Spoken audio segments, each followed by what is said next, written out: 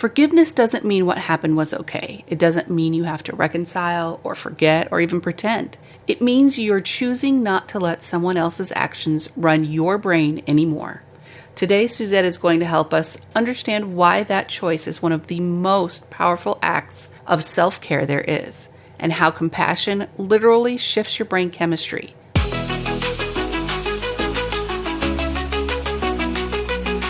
Welcome to Unafraid Living, the podcast that helps you fear less and live more. I'm Kim. I'm here to ask the questions you're probably thinking. And I'm Coach Suzette, a certified brain health professional and life coach. I'm passionate about helping you quiet fear, build confidence, and live the life you truly want.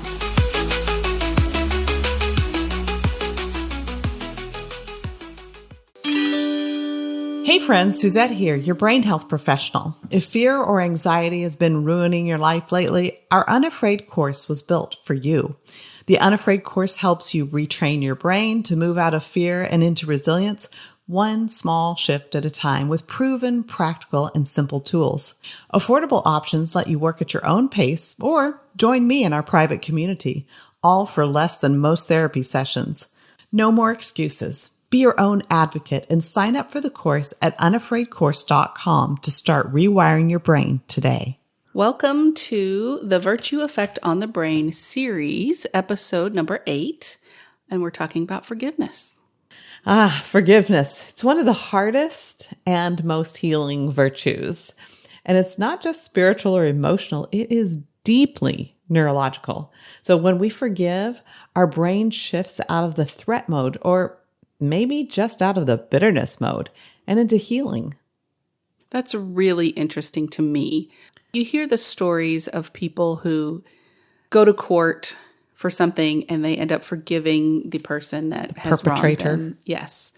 And their lives get better and they don't live in this bitterness place. This changing the brain that these virtues do is so interesting to me. And I'm so glad we're sharing that with everybody. You know, those are really big public things that you're talking about, and they're good examples, but I think it's sometimes harder to take it down to the level of everyday life. The people that we do life with, maybe our parents, maybe our spouse, maybe our kids, and thinking about the things that we've kind of just held against them for a long time.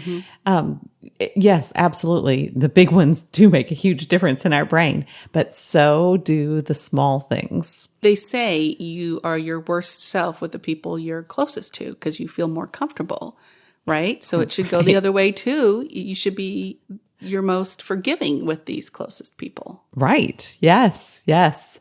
When I went through the relationship coaching to become certified as a relationship coach years ago, that was something that the prof would say is she would just say, a good marriage takes two good forgivers. And it's so true. A good relationship of any sort takes two good forgivers. But forgiveness it really is like taking off a backpack. It's something you're carrying and you've put it on and you don't necessarily notice that it just starts feeling heavier and heavier with time. And so you've got this thing on, but then when you finally take it off, it's like, oh my goodness, wow. I didn't have any idea that what was weighing me down was this backpack. This backpack of grudges. Full of, right, grudges holding me down. So it's time for our brain check. Is there anything weighing you down that you need to get rid of? Well, I feel lighter now than I did earlier this morning. And interestingly, I was doing some reflection and thinking about a situation. And now I can't do anything about the situation, but I can do something about how I deal with it, right? So the situation isn't mine to change. It's somebody else's to change. But how I think about it and respond to it is totally up to me. That's not the forgiveness part, though. You're probably going, what? But the forgiveness part has to do with how I was raised and the idea of trying to solve other people's problems for them and thinking that that was my job. And that has weighed on me unnecessarily for a long, long time. And, I think I had great parents. They weren't perfect. They certainly weren't perfect, but they did the best they could. And they had some really tough situations, hardships, and they got through them and raised 4 fairly well-adjusted kids. Some things, you don't even realize until you're much, much older. And I think about that and I was like, it kind of made me mad a little bit, like how I was programmed to think about this. And I was like, oh, I think I need to forgive my parents. No, I had no idea I was wearing this rock in my backpack. But, when I realized that and I took it off, I did feel like, okay, they did do the best they could and they didn't know what they were doing, right? But even if they did, I could still forgive them, right? Right. Absolutely. And it makes a difference for me. Take that rock out of your backpack. Exactly. And be a little lighter. So how do you feel now? I feel like probably I have most of my life about my parents. It's like they did the best they could and they were good parents. And maybe slightly lighter because it wasn't really something I was aware of. It's almost like probably in this situation, it was almost like a pebble in the shoe that you get used to. It's like you kind of get a callus around it because it's just there. You don't even notice it. So I have this feeling in time, I'll probably feel even lighter. How neat. Yeah. How about you, Kim? How's your brain today? My brain. I don't really have anything about forgiveness, but I am trying to do some guided meditations a little bit more often to try to just be a better, lighter, happier person. And I guess forgiveness would be part of that, but I haven't really gotten into anything, and hopefully I'll learn more today about it and then work on that. But after this morning, I did feel like a little happier, a little, it's been really dark here and it's just, physically, like the light. Yes. It's dark and rainy. Here in the Pacific Northwest right now, it is just dark all the time. And sometimes you need something to pull you up a little bit and give you a little brightness. And so I'm feeling it. I'm feeling a little brighter. So many people struggle with the seasonal affective disorder. So yeah, that's a real thing. It is. All right. Well, let's get into the definition. What is forgiveness? Ooh, forgiveness. Well, it's the choice to release resentment and any desire for revenge, even when we've been hurt deeply. So it's not just saying what happened was okay, because it wasn't okay, but it is saying, I'm not going to let this pain have any sort of control over me anymore. It's not going to keep me down. It's not going to weigh me down. I'm going to let go of it. So you're saying it's releasing of something. It is releasing. Isn't that beautiful? Yes. And how do you release things? That's the question. Right? Well, let's talk about that. So neuroscience backs this up. So when we do forgive, the brain's limbic system, the emotional center, it quiets down and actively increases the prefrontal cortex, which then allows us to think more reasonably because we're not being like that emotional yo-yo thing going on. And it helps us to think more responsibly and even empathetically, which to me, when I thought through that, it was like, yes, it does help us think more empathetically. But empathy, when it is done with this emotional yo-yo triggering you, it's not real empathy because it turns towards other things very, very quickly. So real empathy comes from a grounded sense of forgiveness. Then you can have real empathy. Okay. So without letting these unregulated emotions draw us into that upheaval or the mental chaos of unforgiveness. Does that make sense? Yes. Okay. So did I answer the question, what is forgiveness? Through that? Did you hear it? Are you picking up what I'm laying down? Well, yes, in a way. What I'm hearing is the releasing causes your brain to help you think reasonably and responsibly and not be in that overwhelmed anxiety, anger. Emotionally driven. Yeah. Yes, yes. And here's the thing, which I don't think I actually said, is that it is like most things in our bodies and our brains and our hearts, it's kind of a circle. It's kind of like, is it the chicken or the egg? Gotcha. And here's the thing is that we can use our prefrontal cortex to help us get there.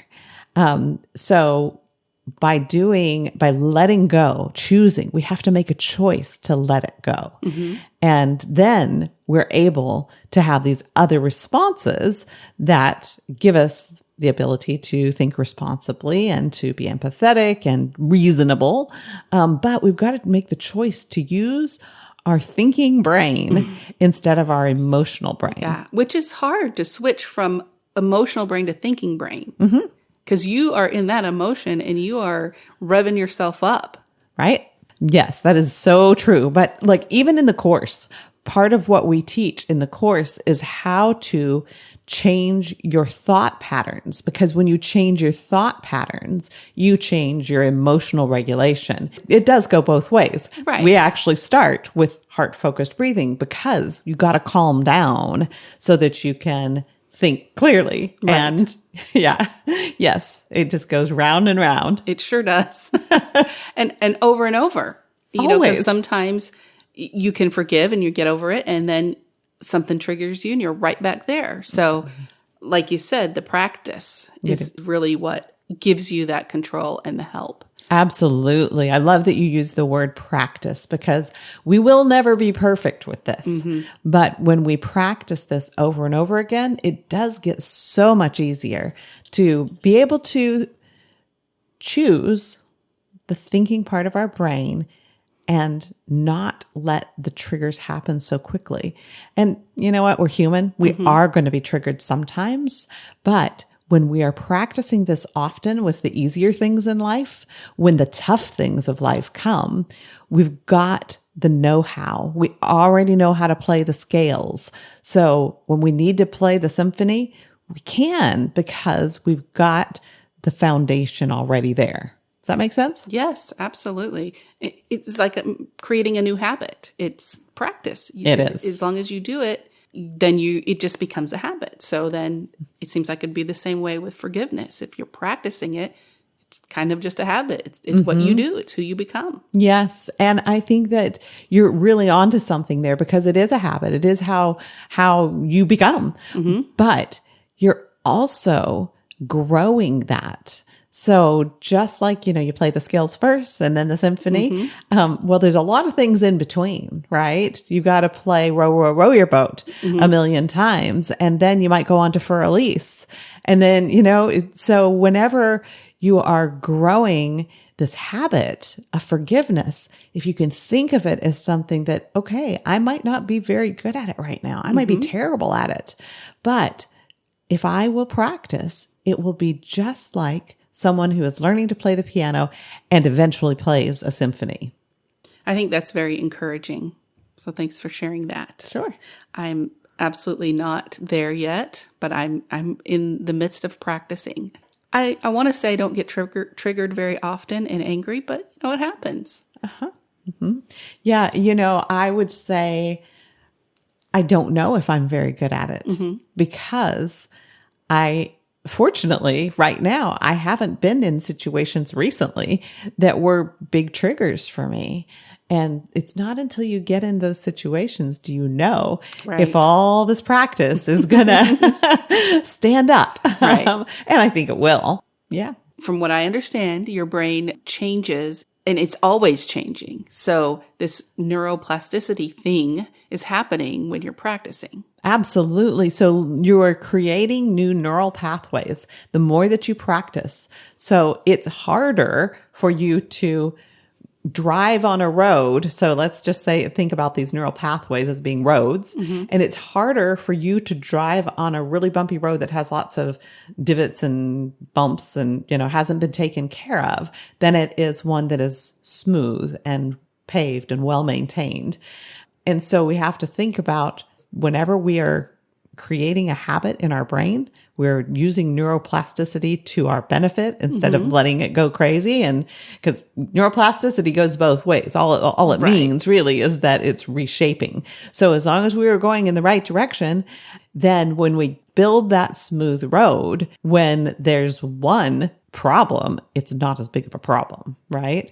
And yes, you're creating this thing so it makes it actually harder to drive and get off the road and onto this terrible bumpy mess that you were on before. What happens when we are not practicing forgiveness? So when we hold grudges, our brain and our body stay in stress mode. No joke, right? The amygdala stays really activated and releases cortisol and adrenaline. And over time, that leads to anxiety, and it can lead to all kinds of physical issues, including things like heart issues. It's like relieving the pain over and over again. Your body doesn't know the difference between a memory and reality. So here's what I mean by that is people say that all the time. And for a long time, I didn't quite get what that meant. But when you are reliving those thoughts, this event that caused you to have this unforgiveness in your heart, then if you're sitting in it, you're creating the same things that happened in your brain a long time ago, and you're having to relive it. And so your brain it always makes me kind of cringe to say that, but, but it is true that your brain doesn't really identify that this is an old wound. Gotcha. This is an old wound. It's just creating the same sadness maybe, or the same anger, yes, resentment, whatever the negative feelings are that happened, you're feeling them all over again. So it doesn't care that it was a long time ago that this happened. It's feeling it. Gotcha. In this, we're causing our own self anxiety, and even more when we continue to stay, like you said, in this loop of unforgiveness. Yes. It keeps us stuck in the past. Nobody wants to be stuck in the past because it robs us of our energy and clarity for life. It's like trying to run forward while looking backward. Which is hard. Yeah, really hard. Well, okay, so now let's switch gears and let's talk about practicing forgiveness. How do we make the changes to be more forgiving? Because like you said earlier, it's hard. It's not an easy thing to just, okay, now I'm a forgiving person. Right. Okay, let's go back to what you said, though, about it being a habit and about that habit and how it forms. Okay. So remember that forgiveness is a process, not a one-time event. Have you ever thought about this? If you're mad at somebody, you want them to come and grovel at your feet, right? Over and over again. Especially if it's like a big wrong, like, I don't know, let's just think of some of the worst things that could happen, like not death. I don't want to talk about that, but I don't know, maybe say an affair. You don't want to grant forgiveness to that person, to your spouse because you're mad, right? And you want them to show you that they are repentant, and that they're never going to do this thing again. And so what do you want? You want them to grovel? You want them to come back over and over again. And is it ever really going to be good enough? Maybe not. Maybe not. But if you're the perpetrator, if you're the one who did the bad thing and you need forgiveness, you need to be forgiven, then what do we want?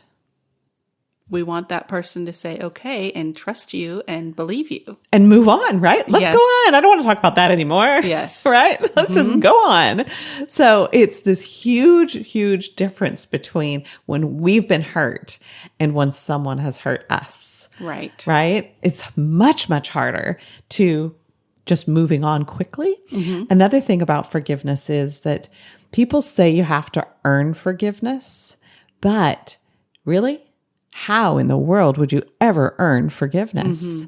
I really believe that forgiveness is never earned. It's granted when you're good and ready to give it. Not to say that someone who has wronged you doesn't need to I'm not going to say grovel because I don't think that's actually super helpful, but I think build trust Yes. by showing you, that they can be trusted, whether it's being on time when you say you're going to be home for dinner at 7 and you're there, or you at least give a phone call and say, I'm going to be 10 minutes late or whatever it is, surely it's okay to expect that someone does things to earn trust. But we also have to remember that it's not really earnable. It's really granted when we're ready to grant it. I kind of feel like we talk a lot about how it's in a marriage, but what about when it's a friend or somebody that you thought was a friend? Same. There's no difference. Yeah. And I didn't really mean to continue talking about marriage because literally it is exactly the same with anyone. Okay. Yeah. So somebody wrongs you, a friend you thought was a friend, and then you think, well, I'm just cutting them out of my life and they can go on and do their life and I'll go on and do my life. But what happens when you don't forgive them? Right. If you don't forgive them, you're going to have exactly all the things that we talked about, right? Now, that sometimes it is okay to say, you go your way, I'm going to go my way, because you're like, you know what? I'm seeing some character things here that I don't think I want to be connected to. However, that doesn't mean you can't forgive them. I mean, you must forgive them, right? If you want to have the health in your brain. So you want to get that out of your backpack. Absolutely. Don't want to be carrying that around. Yeah. I've heard many, many times over and over again to try and remember that everyone is going through something. You don't know what it is. You probably have no idea what it is. You might think you do, but you probably have no idea what it is. And just to keep in mind that everybody is going through something. So good. That is so good. Yes. It's so much easier not to get bent out of shape and hold grudges and need to forgive if we can just live life a little more open-handedly, a little bit more open-heartedly is probably a better thing to say. Okay. And not being offended so easily. And another powerful step is self-forgiveness. Often we carry so much guilt and shame, and it weighs us down. Letting go of that activates the same healing networks and helps restore peace to the nervous system. Really? Yeah. I know self-forgiveness is important, but that's also kind of hard. I mean, I've lived with lots of guilt, and it really weighs on you if you don't get rid of it and release it. Forgiveness being releasing. Yeah. Well, that is true. And who wants to live in that shame? I mean, it's hard to live in shame. We can't be our brightest, most beautiful self. Right. If we're weighed down. Okay, so what is one simple step that our listeners can take this week to practice forgiveness? Maybe writing a short letter, even if you don't ever send it. So sometimes we need to forgive someone who's already passed. True. So there's many reasons why we might not send it. Could be that they're an alcoholic and they would, that the reaction wouldn't be good. Right. Or they're just triggered super easily. Sometimes writing the letter but not sending it can be super helpful. The letter could be to someone who hurt you, or maybe you need to write the letter to yourself. The goal isn't to justify or explain, but simply to release. Writing it helps the brain process emotions and physically moves the memory from emotional storage to rational processing. So it's not about pretending that it didn't happen. It's about freeing yourself from it, from releasing. Exactly. Forgiveness is an act of strength, not weakness, and it does not justify or make what they did okay. What's one thing that our listeners need to hear about forgiveness before we wrap up? That forgiveness is for you. It's a gift that you give yourself so that the past no longer dictates your future. So when you forgive, you're saying, I deserve peace. I like that. That's a great gift. Yes, it is a great gift. And any time, too. You don't have to wait to get this peace. Forgiveness doesn't erase what happened. It just changes things going forward. Yeah, it changes the ending of that story that's all done now, and you get to move on. I love that. Remember that peace is for you, and what it does for you is an amazing gift because it changes the neural networks in your brain. It frees you up. It lets you go, and it lets you move forward without being held back from that unforgiveness in your heart. Choose forgiveness this week and give your brain the freedom that it's been waiting for. Thank you again for joining us. We hope you're walking away with something that helps you feel a little calmer, a little more confident, and a lot more free. And if you're ready to go beyond just listening and start living unafraid, come join me in the Unafraid course. You'll find all the details at unafraidcourse.com. And follow us wherever you listen to podcasts. And we're on Instagram, Facebook, TikTok, YouTube. And be sure to check all the show notes for any links. Your brain is listening, so fear less, keep calm, live more, and listen on.